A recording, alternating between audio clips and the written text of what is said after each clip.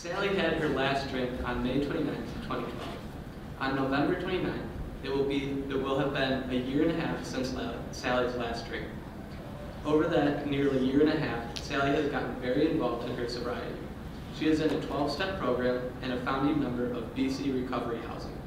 Sally has studied addictions in class, but it is her own experience that has helped her understand the disease, alcoholism.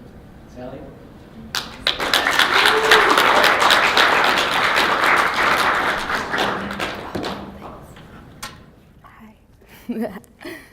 I just want to say thank you guys so much, ESS and Kara and Tommy, for throwing this together. I'm really happy to be here today.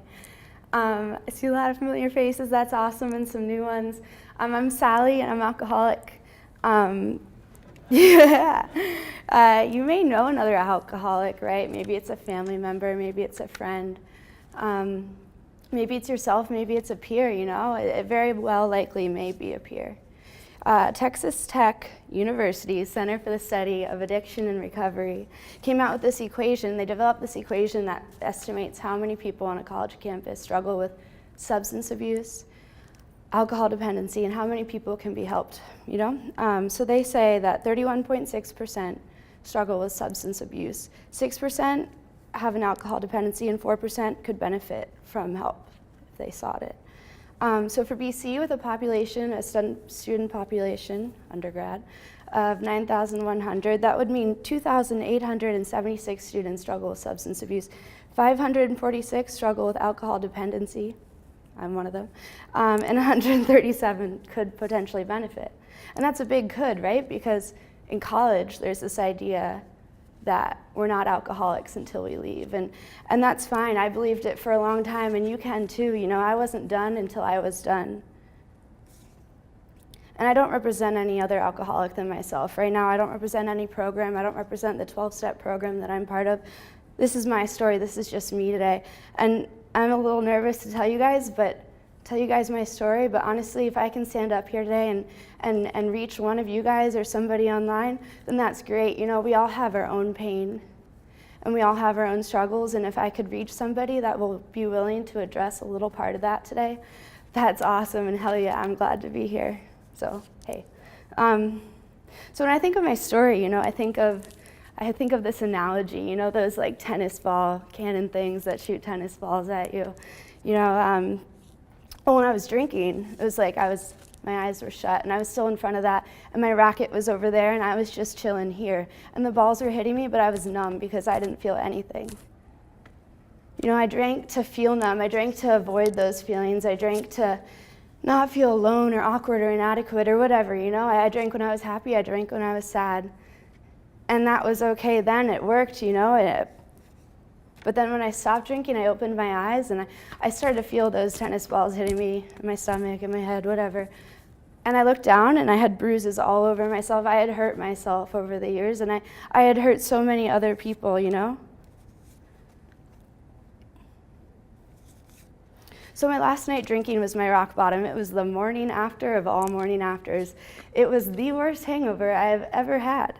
That night I had gone to the airport to pick up one of my best friends who was studying abroad. I wanted to surprise him. The whole time I was texting my friends, worried about the bottle of wine at home, if that was gonna be enough, you know, because they were gonna want a glass, and they were gonna want a glass, and I wasn't gonna have enough. But I did. Blacked out real hard. And so I woke up to an intervention. I woke up to my friends around my bed sitting there with not a great face on their face. You know, they asked me if I remembered what I did, and I didn't. But they told me, and I was appalled. I was embarrassed. I was so upset, you know? And then they left. They left. I was in my apartment by myself. I felt alone in my apartment. I felt alone inside.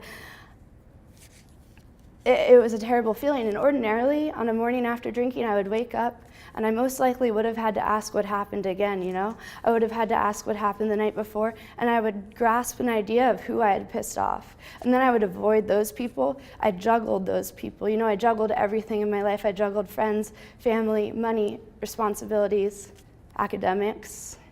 You know, you name it, I juggled it. And when I stopped drinking, all those things fell. They started to fall, and it was overwhelming. I didn't know what to do that morning. You know, I was in my apartment alone, like I said, and I didn't know what to do. But I knew what I couldn't do because I didn't want to leave Boston. I didn't want to lose the people I loved. So I went to a meeting. It wasn't my first. I had gone to a couple in high school too. But I knew that worked for alcoholics, right? They go to meetings and they do that. So I went and I cried the entire time. I was crying because I couldn't believe who I had become. I cried because I didn't recognize who I was. I lost myself. I cried because of what I had done the night before. I cried because I was in this crossroads, right? Where in one direction, I would have to give up alcohol, the one coping mechanism I knew for 6 years. And in the other direction, I would probably lose my friends, maybe my family down the line. Who knows what else, you know? And so I was crying, and at the end of the meeting, I got my desire chip, which is if you have the desire to stop drinking or 24 hours, you get a chip.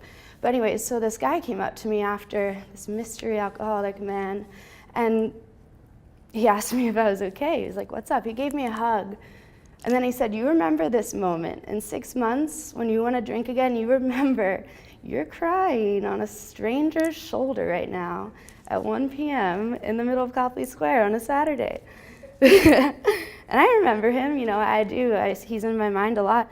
But there were many things motivating me not to drink from then on. You know, I wanted to prove to my friends that I wasn't who they thought I was. I didn't even know who I thought I was. So I was trying to prove to myself that I could be a good person. And I found my way, but at first it sucked. I couldn't take the way my friends looked at me.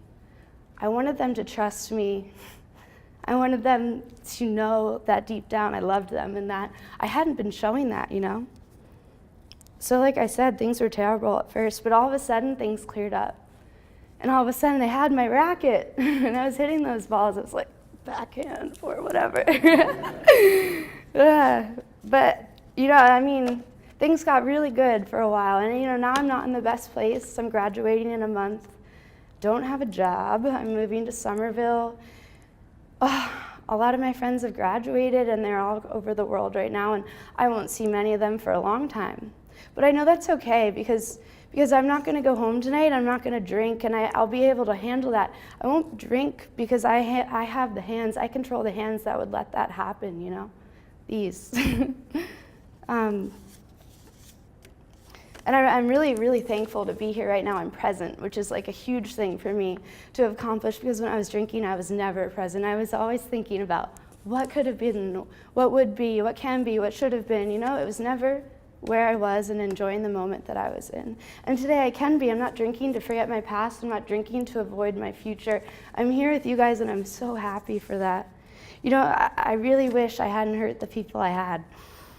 But when I say I wouldn't change a thing, I'm not thinking about those people that I hurt. I wish I hadn't hurt them, like I said, but I wouldn't change a thing because I wouldn't be the person I am here today had I not made the mistakes that I had, you know? And I just want you to know, if you're here online listening, like, if you're near your rock bottom or like at it, it's okay. Like, there's a way up. I mean, you know, one small climb up, one small step is a lot, and you can do it, you know? Just reach out. There's a lot of help out there. You know, I found help through my 12-step program that I'm part of, and my God my higher power that I choose to call God, and, you know, through my friends and family and the friends that I've made in this program that I'm part of.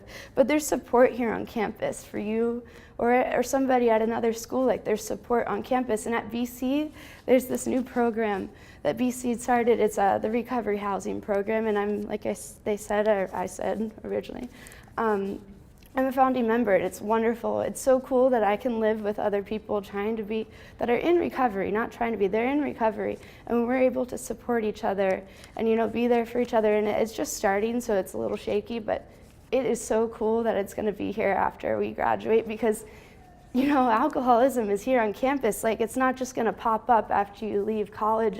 It's here, and BC is starting to acknowledge it, and that's wonderful. Like, there's so many wonderful administrators that have been behind us, and other people too, and it's wonderful, but it also has to start in the student body, you know? We have to acknowledge that it's a real thing. It's not just something you can joke about, and I mean, it's not something you have to be so stern about either, but it's there, and we just need to acknowledge it, you know? And it's amazing that these administrators are here today because they care. And like, as much as you can say certain things about BC, when it comes down to it, the people who work here care about us. And in regards to me as an alcoholic, there are certain people that put so much time and effort, and this school put in resources and funds for us. And there's some wonderful people, and I'm not going to name them in order of importance, but and there's going to be a few I forgot, but Nick Sperry's here today, Tim Burke, Lindsay Gibbons, Father Leahy, Father Jack, Chris Darcy, George Ray, just some wonderful people who really have like made this past year, semester, they've really supported us, and it's awesome. And it's easy to feel lost here at BC, and if you're one of those 137 people that do need help and could benefit from it, reach out. I hope you heard me tonight, and I just want you to reach out, take advantage of what's out there, whatever you can grasp, just grab it. And everything isn't going to be great all the time, but I found a way to be okay with who I am right now in this moment and how I feel, and I can validate whatever I feel and whoever I am, because that's all I can control. I can't control anything outside of that. And I'm an alcoholic, and that's not all I am, but it's certainly helped me become who I am right now, and I'm so thankful and blessed for that. So I'm really glad to be here, and if you did hear me or know somebody that could hear me, grab me, text me, email me, Facebook me, whatever, call me, Skype me? I don't know. Just grab me. I mean, I'm here and I'm graduating in a month, but there's other people too. Like, I put Nick Sperry's email up there, or rather Tommy did, thank you. And he's a wonderful resource to have, and he can put you in touch with people who can help. He can help you. Just reach out. So, thanks.